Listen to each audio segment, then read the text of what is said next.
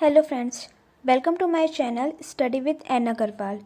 This video is for 9th class students. इस video में हम क्लास 9 के chapter 5 cell the fundamental unit of life के सारे इंपॉर्टेंट क्वेश्चंस को पढ़ेंगे। वीडियो स्टार्ट करते हैं। Question number 1, why is the cell called the structural and functional unit of life? Cell को स्ट्रक्चरल और फंक्शनल यूनिट ऑफ लाइफ क्यों कहा जाता है? Answer, cell are called the structural and functional unit of life because all the living organisms are made up of cell and also all the functions taking place inside the body of organism are performed by cell. क्योंकि जितने भी living organisms हैं ना वो सब cell से मिलकर बने हैं और जितने भी उनकी बॉडी में फंक्शन होते हैं वो सब सेल ही परफॉर्म करता है, इसलिए उसे स्ट्रक्चरल और फंक्शनल यूनिट ऑफ लाइफ कहा जाता है। नेक्स्ट क्वेश्चन है question number 2, why is the plasma membrane called the selectively permeable membrane?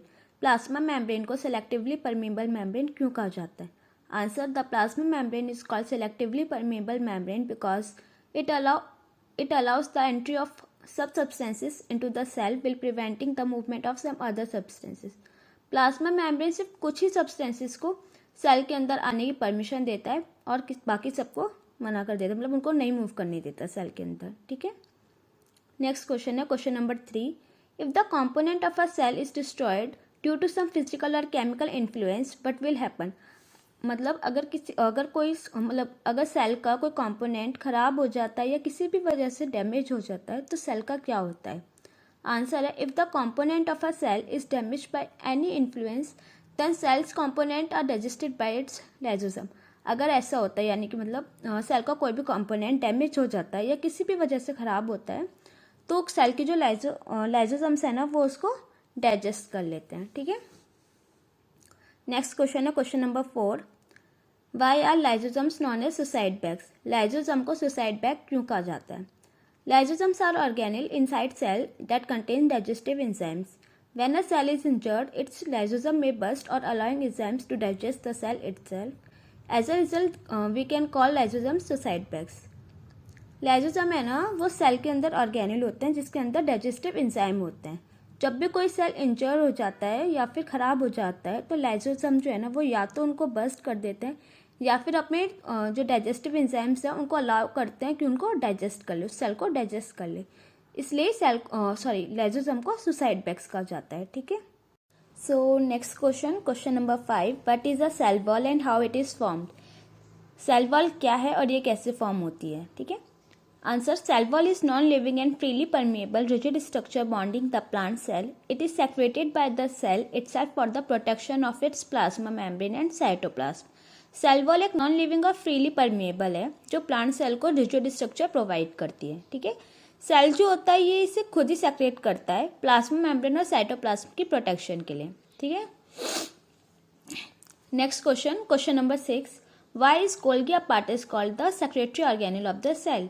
Golgi apparatus को secretory organelle of the cell क्यों कहा जाता है? Answer, this is because it package material synthesis in ER and dispatches to it targets.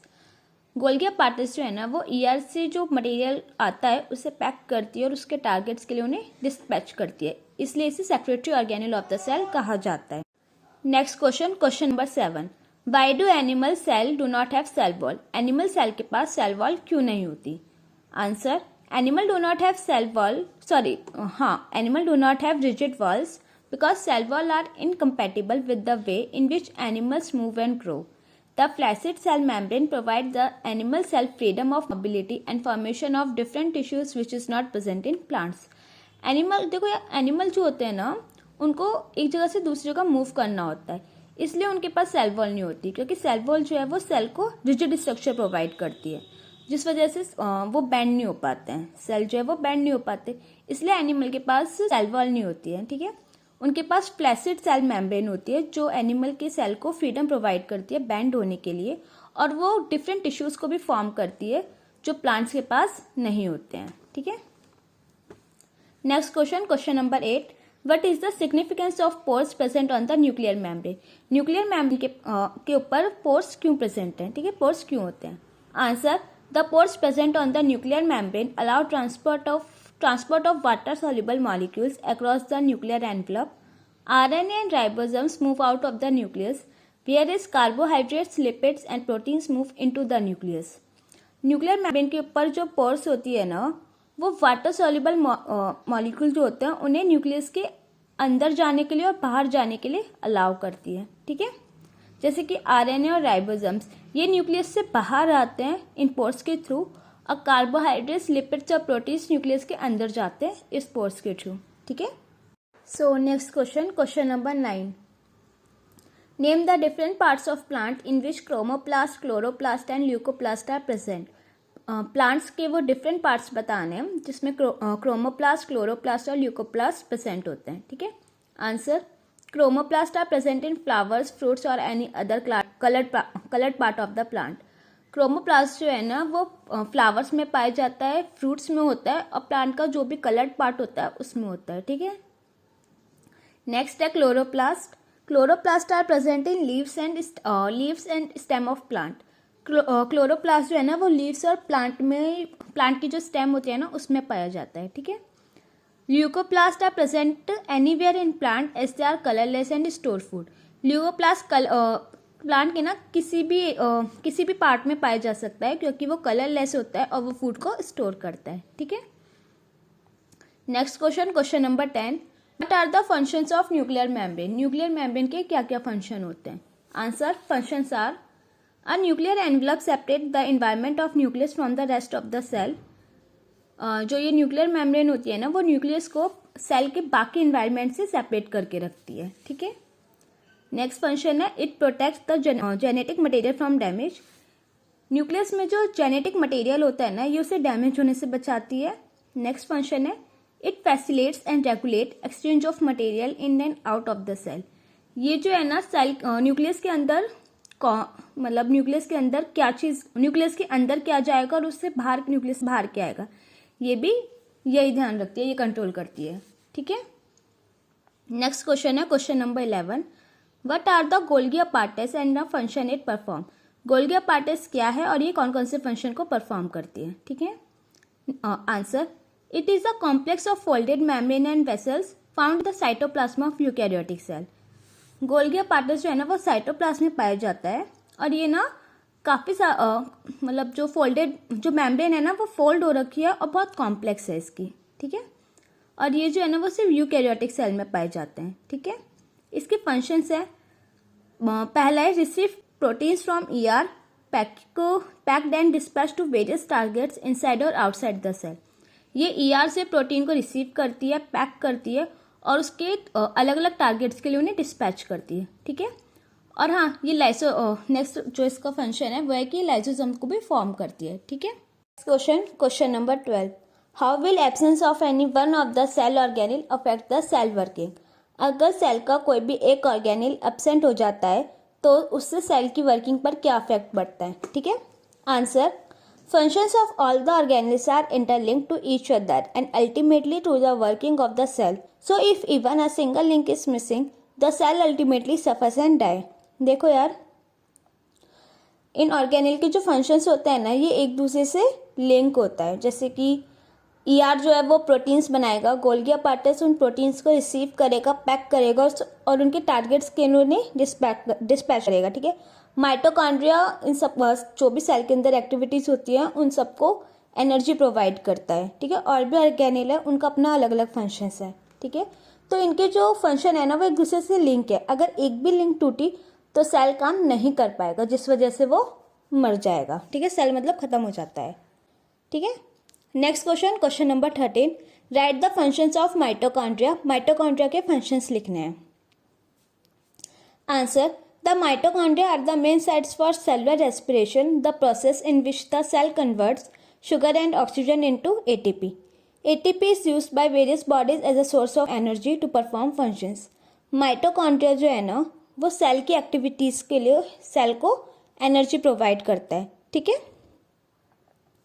Next question है question number 14, where do the lipids and proteins constituting the cell membrane get synthesized.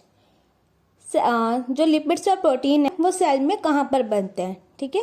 Answer, ER enables the synthesis of proteins, lipids and fats. जो ER है वो proteins, lipids और fats को बनाते हैं, ठीक है। ईआर जो है वो दो तरीके के होते हैं, स्मूथ और रफ। स्मूथ वाले जो होते हैं ना वो लिपिड्स के लिए रिस्पॉन्सिबल होते हैं, ठीक है, मतलब वो लिपिड्स को बनाते हैं। और जो रफ वाले होते हैं वो प्रोटीन्स के लिए होते हैं, ठीक है। और रफ वाले रफ इसलिए होते हैं क्योंकि उनके पास राइबोसोम होता है, ठीक है। नेक्स्ट क्वेश्चन है question number 15, which organelle is known as the powerhouse of the cell and why. किस ऑर्गेनेल को powerhouse of the cell कहा जाता है और क्यों कहा जाता है? Answer, mitochondria is known as powerhouse of the cell because it synthesizes energy in the form of ATP during respiration, which is vital for various life activities. Mitochondria को powerhouse of the cell कहा जाता है क्योंकि ये cell की activities के लिए cell को एनर्जी प्रोवाइड करता है, ठीक है, in the form of ATP। Okay, next question number 16, how do substances like gases move in and out of the cell discuss. जो गैसेस होती हैं ये सेल के अंदर और बाहर कैसे मूव करती हैं, ठीक है। Answer, the exchange of gases like CO2 and O2 between the cell take place by diffusion process. Diffusion is the process of movement of substances from higher concentration to lower concentration. देखो यार, ये जो gas है ना CO2 और O2, ये cell के अंदर बाहर और मूव कर पाती है डिफ्यूजन के थ्रू, ठीक है।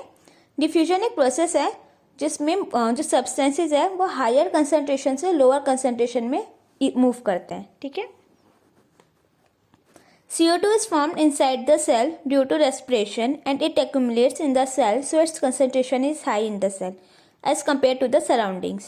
On the other hand, O2 is utilized inside the cell during respiration and therefore its concentration decreases inside the cell which remains comparatively high in the surrounding. As a result, CO2 diffuses out and O2 diffuses into the cell. देखो यार, respiration के time पे ना CO2 जो है वो cell के अंदर फॉर्म होती है, इसलिए इसका कंसंट्रेशन हाई होता है एज कम्पेयर टू सराउंडिंग, ठीक है। और O2 जो है ना वो सेल के बाहर होती है, इस वजह से उसका जो सेल के बाहर जो है ना वो उसका कंसंट्रेशन सेल के बाहर जो है वो हाई होता है, सेल के अंदर लो होता है, ठीक है। और डिफ्यूजन के थ्रू ना CO2 जो है वो सेल के बाहर आ पाती है और O2 जो है वो सेल के अंदर आ पाते हैं, ठीक है। समझ गए ना, जो CO2 है उसका कंसंट्रेशन सेल के अंदर हाई होता है और बाहर लो होता है, तो वो डिफ्यूजन के थ्रू हाई से लो में आ जाती है। और सेम O2 जो है उसका कंसंट्रेशन जो है ना वो सेल के बाहर हाई होता है और सेल के अंदर कम होता है, तो वो हाई कंसंट्रेशन से लो कंसंट्रेशन में मूव कर पाती है डिफ्यूजन के थ्रू, ठीक है। नेक्स्ट क्वेश्चन है, व्हाट इज ऑस्मोसिस। ऑस्मोसिस क्या है? Answer, the movement of water from lower concentration to higher concentration through selectively membrane called osmosis. Water की मूवमेंट लोअर कंसंट्रेशन से हायर कंसंट्रेशन, ठीक है, हायर कंसंट्रेशन मतलब देखो यार क्या होता है ना, जो ये ऑस्मोसिस है ना, ऑस्मोसिस एक प्रोसेस होता है जिसके थ्रू वाटर जो है वो हायर कंसंट्रेशन से लोअर कंसंट्रेशन से हायर कंसंट्रेशन में मूव कर पाता है प्लाज्मा मेम्ब्रेन के थ्रू, ठीक है। ऑस्मोसिस है ना वो प्लाज्मा मेम्ब्रेन के थ्रू ही होता है, ठीक है। ये जो ऑस्मोसिस है ना वो डिफ्यूजन का एक स्पेशल केस है, क्योंकि देखो यार जो डिफ्यूजन है ना उसमें हर एक सब्सटेंस मूवमेंट होता है, गैस का, सॉलिड का, लिक्विड का, ठीक है। लेकिन ऑस्मोसिस में सिर्फ लिक्विड का मूवमेंट होता है, ठीक है। नेक्स्ट क्वेश्चन है question number 18, what is cell division and give the types of cell division. Cell division क्या है और उसके टाइप्स कौन कौन से हैं? Answer, cell division is a process of formation of 2 or more daughter cell of its own type from the mother cell. Cell division मतलब 2 या 2 से ज़्यादा डॉटर सेल का फॉर्म होना, ठीक है। इसके दो टाइप्स होते हैं, माइटोसिस एंड मियोसिस। माइटोसिस में क्या होता है, सेल जो है ना वो 2 आइडेंटिकल डॉटर में डिवाइड होता है और जो क्रोमोसोम्स होते हैं ना वो डॉटर सेल के पास पेरेंट सेल के बराबर होते हैं, ठीक है। मतलब जितने भी पेरेंट सेल में होंगे 24 और मतलब 24, 32 जितने भी होंगे, सेम नंबर ही डॉटर सेल के पास होते हैं, सेम नंबर के क्रोमोसोम्स ही डॉटर सेल के पास होते हैं, ठीक है। और मियोसिस में क्या होता है, सेल जो है वो डिवाइड होता है ट्वाइस में, ठीक है।